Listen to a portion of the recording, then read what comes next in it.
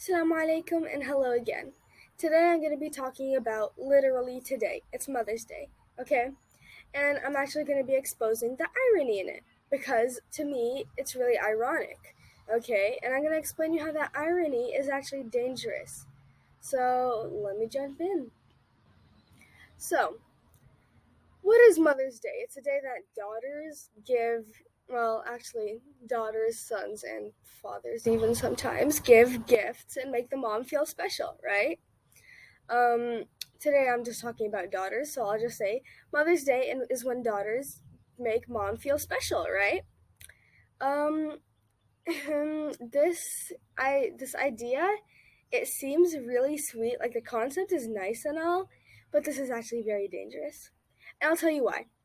It's because of the setting we're in. Okay, if we were in a setting of how in the olden times they had daughters respecting their moms like the moms are queens, because truly moms have done more than a queen would do for a country. They went and they labored for I don't know how long. Sometimes it's 10 minutes, sometimes it's a couple of days to get you out. Don't disregard the pregnancy that they went through to have you develop properly.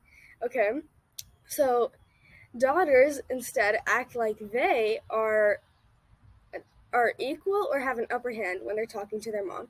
I'm talking about the typical American daughter, okay? Specifically in their teen years, from like 15 to 20 or 13 to 20. Okay, and the moms, I don't know, they don't know how to discipline, but they take it and the daughters keep going and arguing and negotiating and acting like they're equals with their mom, talking back. It's at this point in America it's normal. They in Canada they even have a stage for it. They call it the party stage. Okay? So they have accepted it. And because of this Mother's Day, then they think, okay, so on Mother's Day I'll be nice and everything will be made up. All right? Right? I mean, it sounds like that. Okay, on May 13th, everyone's fighting. Daughters are saying, no, I want to do this. Moms are saying, no, I don't want to do that. And then on Mother's Day, they come with this, wrapped up pretty pink gift. And then mom says, oh, sweetie, that's so sweet of you. And now it's like, okay, 100% redeemed. There's no backlog now. We're equal again. Okay, so I just want to give you the reality of the matter that your tiny little gift, or even if it was a car, it does not make up for the constant bickering that you propagate in the house. It does not, contribute to any redemption for your disrespect towards your mom. And in fact, I have an analogy to make you understand the gravity of the matter. In Corona, there were three types of people: the people who would fully mask, the people who would not mask at all and not hand sanitize and not take any precautions, and there were people who would do some and some. Sorry about the background noise, I'm outside. Okay, so then there were people who would do some and some. And which group was most in danger? In physically, maybe the group who did no precautions. But if you really think about it, it's the group who did some and some. Because they aren't doing full precautions, which leaves a lot of open doors for the virus to sink in. And on top of that, they have this general atmosphere around them that, oh yeah, we are taking precautions. So these people are like unconscious hypocrites where they think they're safe, but they're not.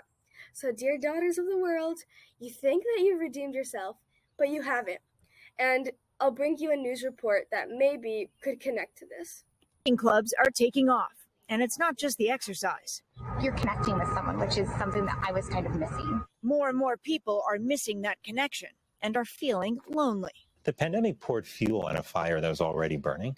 Dr. Vivek Murthy, the U.S. Surgeon General, says loneliness is an epidemic, the focus of an 80-page advisory he is releasing today. We're used to thinking about smoking and obesity as clear public health concerns. So you're saying loneliness is comparable to smoking in terms of the detriment to your health? Yeah, in terms of the risk that it poses for premature death, yes. Half of U.S. adults experience measurable loneliness, and it's greater among young adults. When you struggle with loneliness, when you're socially disconnected, it increases your risk of depression and anxiety and suicide, but it also increases your risk of physical illness as well. Loneliness increases the risk for heart disease, stroke, and among older adults, dementia. The cure, Dr. Murthy says, is not only personal change, but societal change as well. What we need to do is actually rebuild social infrastructure in our country. You're talking about changing the social fabric. That's been decades in the making. It's been decades in the making, but it's also something that I'm confident that we can address if we put our mind to it and if we act together. Among his recommendations, a focus on community organizations, mobilizing the health sector to raise awareness, and reconsidering how we use technology. In person. So I hope I'm not the only one who can make a connection with that. Okay.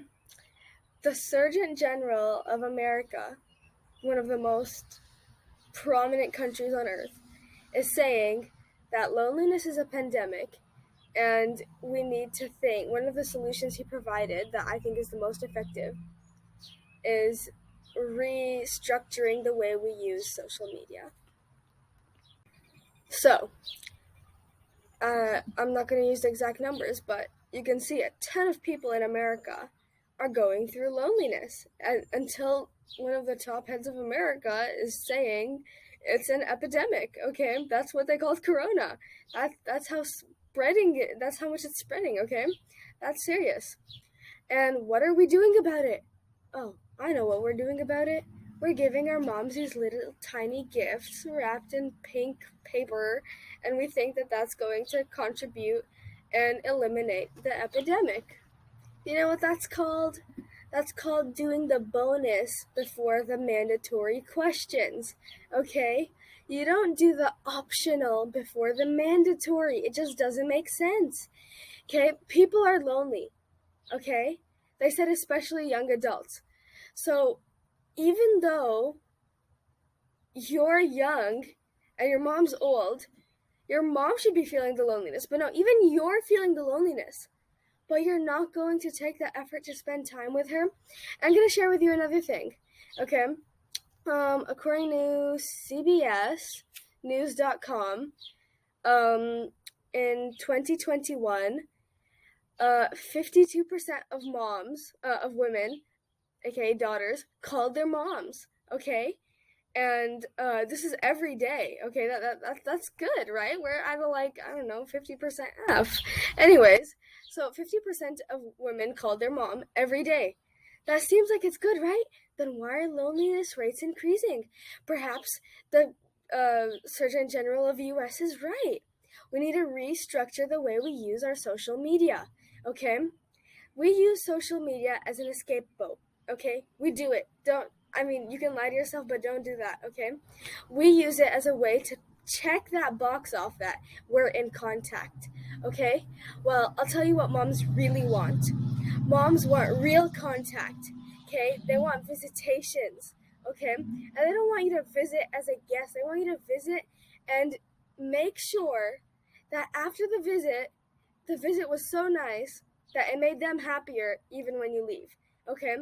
You're supposed to instill long-lasting happiness when you visit your mom.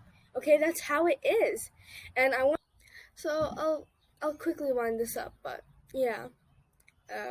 Us in America, we're doing bad, okay? We have to really try to establish these relationships further, okay? It's because of the lack of wisdom that people are not able to connect it, but if you give your mom material, she will never value it as much as if you give her time and memories, all right? We have a responsibility because our mom did the first down payment, right, by giving birth to us. We are now responsible for the maintenance of this relationship. We are the ones who have to try our hardest to be able to connect with our moms and not just through a phone, okay? Anyone can do it with a phone. We have to show sacrifice and care. Okay, so really put yourself out there. I'm going to quickly conclude here and tell you what ever letters have gotten from this video. Okay, point number 1. Material will not be equivalent to time, and we're in a situation, as in us daughters, where we have to repay our mom. We know we can never repay our moms, but we still have to try as much as we can because it's not good to be in such debt and on top of that acquire more by disrespect. Okay, point number 2, loneliness is spreading. Our goal should be to make sure our moms don't even go near that. Okay, always keep in touch with your mom, okay, as a bonus, but make sure to have contact, enough contact that she knows that you care about her. And last but not least, on Mother's Day, we need to learn a lesson about how much our mom did for us. And I'm going to show a picture of an article from Mom Ant that maybe will help understand the gravity of the matter.